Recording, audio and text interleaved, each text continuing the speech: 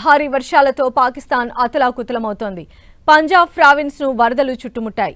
Punjab province లో గత 3 వారాల్లో 200 మందికి పైగా ప్రాణాలు కోల్పోయారు. రుతుపవనాలు ప్రారంభమైన జూన్ 26 నుంచి ఇప్పటి వరకు 200 మందికి పైగా చనిపోయినట్లు పాక్ అధికార వర్గాలు చెబుతున్నాయి. అటు ఎడతెరిపి లేకుండా కురుస్తున్న వర్షాలు, వరదల కారణంగా దాదాపు 560 మంది గాయపడినట్లు స్థానిక అధికారులు తెలిపారు. నివాస ప్రాంతాల్లోకి వరద నీరు చేరడంతో ప్రజలు తీవ్ర ఇబ్బందులు ఎదుర్కొంటున్నారు. అటు నిన్న ఒక్కరోజే వరద కారణంగా 11 మంది చనిపోయినట్లు అధికారులు తెలిపారు.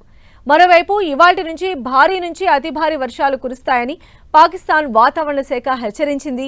రాబోయే 24 గంటల్లో కాలాబాగ్, చాష్మా దగ్గర సింధు నదిలో అత్యధిక స్థాయిలో వరదలు సంభవించే అవకాశం ఉందని పాకిస్తాన్ వాతావరణ శాఖ హెచ్చరించింది.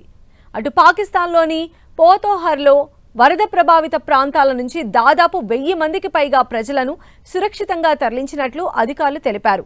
భారీ వర్షాలు, వరదల కారణంగా పలు చోట్ల విద్యుత్ సరఫరాకు అంతరాయం ఏర్పడినట్లు అధికారులు స్పష్టం చేశారు.